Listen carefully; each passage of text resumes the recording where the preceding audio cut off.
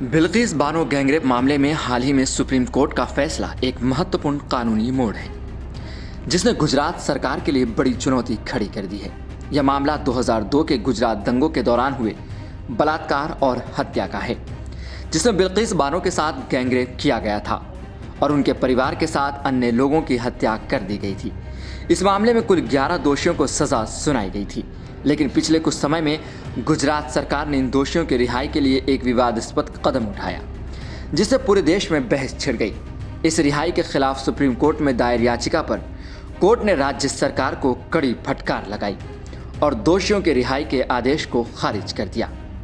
Supreme court का हालिया फैसला गुरुवार को सुप्रीम कोर्ट ने एक बार फिर गुजरात सरकार को झटका देते हुए बिल्किस बानो गैंगरेप मामले में 11 दोषियों के रिहाई से जुड़े अपने आदेश में की गई टिप्पणियों को हटाने से इनकार कर दिया। गुजरात सरकार ने सुप्रीम कोर्ट से अपील की थी कि न्यायालय द्वारा दिए गए 8 जनवरी 2024 के फैसले की कुछ टिप्पणियों को हटाया जाए, जिनमें राज्य सरकार की आलोचना की गई थी। सरकार ने यह तर्क दिया कि ये टिप्पणियां अनुचित थीं और फैसले के सार को गलत तरीके से पेश करती हैं। हालांकि न्यायमूर्ति बीवी नागरत्ना और न्यायमूर्ति उज्जल भुइया की पीठ ने सरकार की याचिका को खारिज कर दिया। पीठ ने स्पष्ट रूप से कहा कि इस मामले में किसी भी तरह का पूर्ण विचार याचिका की कोई आवश्यकता नहीं है और फैसले में किसी तरह की कमी नहीं पाई गई है। कोर्ट ने कहा कि उसने सभी दस्तावेजों और आदेशों का सावधानीपूर्वक अध्ययन किया है और कोई त्रुटि नहीं पाई गई है, इसलिए मौजूदा आदेश को चुनौती देने का कोई अधिकार नहीं है। इस मामले में जड़ें 2002 में गुजरात में हुए भीषण सांप्रदायिक दंगों से जुड़ी हैं, जब बिल्किस बानो और उनके परिवार पर हमला हुआ था। उस समय बिल्किस बानो 5 महीने की गर्भवती थी और उनके परिवार के 7 लोगों को बेरहमी से मौत के घाट उतार दिया गया था। इस घटना ने पूरे देश को हिला कर रख दिया।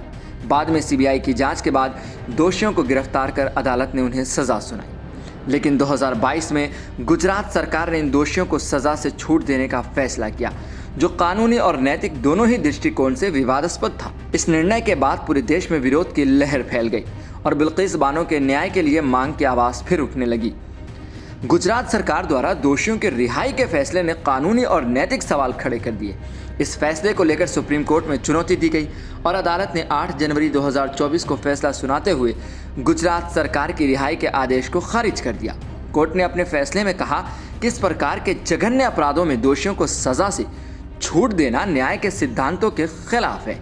सुप्रीम कोर्ट ने यह भी कहा कि बिल्किस बानो जैसे मामलों में पीड़िता के अधिकारों की रक्षा सबसे महत्वपूर्ण है और यह सुनिश्चित किया जाना चाहिए कि इस प्रकार के अपराधों में दोषियों को कोई रियायत न मिले। कोर्ट ने राज्य सरकार के निर्णय की कड़ी आलोचना की और इसे न्याय के मूल सिद्धांतों के खिलाफ बताया। गुजरात सरकार ने सुप्रीम कोर्ट के 8 जनवरी 2024 के आदेश के खिलाफ पूर्ण विचार याचिका दायर की थी, जिसमें उसने अदालत द्वारा की गई कुछ टिप्पणियों को हटाने का अनुरोध किया था। सरकार ने दावा भी किया कि अदालत ने अपने फैसले में ऐसी टिप्पणियां की हैं ये अनुचित है और राज्य सरकार को निर्णय को गलत तरीके से प्रस्तुत करती हैं। हालांकि सुप्रीम कोर्ट ने इस पूर्ण विचार याचिका को खारिज कर दिया था। वहीं यह मामला न केवल एक महत्वपूर्ण कानूनी लड़ाई का प्रतीक है, बल्कि न्याय व्यवस्था की शक्ति और जिम्मेदारी को भी दर्शाता है। बिल्किस बानो जैसे मामलों में जहां पीड़िता को न्याय मिलना अत्यधिक महत्वपूर्ण है, वहां दोषियों की रिहाई जैसे फैसले पर कड़ी निगरानी होनी चाहिए। सुप्रीम कोर्ट का यह फैसला यह दर्शाता है कि भारतीय न्यायपालिका किसी भी प्रकार के अन्याय के खिलाफ मजबूती से खड़ी रहती है और पीड़ितों के अधिकारों की रक्षा के लिए प्रतिबद्ध है। इस मामले में अदालत ने यह भी सुनिश्चित किया कि न्याय के मूल सिद्धांतों का पालन हो और किसी भी प्रकार के त्रुटिपूर्ण टिप्पणियां हटाने की मांग को खारिज कर दिया।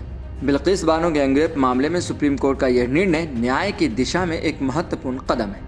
अदालत ने गुजरात सरकार की याचिका को खारिज करते हुए यह सुनिश्चित किया कि दोषियों को किसी भी प्रकार की अनुचित रियायत न मिले और पीड़िता को न्याय मिले। यह निर्णय न केवल इस मामले के पीड़ितों के लिए महत्वपूर्ण है, बल्कि उन सभी मामलों के लिए एक मिसाल स्थापित करता है जहां न्यायपालिका को यह सुनिश्चित करना होता है कि न्याय प्रणाली का सम्मान बना रहे। ऐसे ही खबरों के लिए देखते रहिए सहारा समय का समय डिजिटल।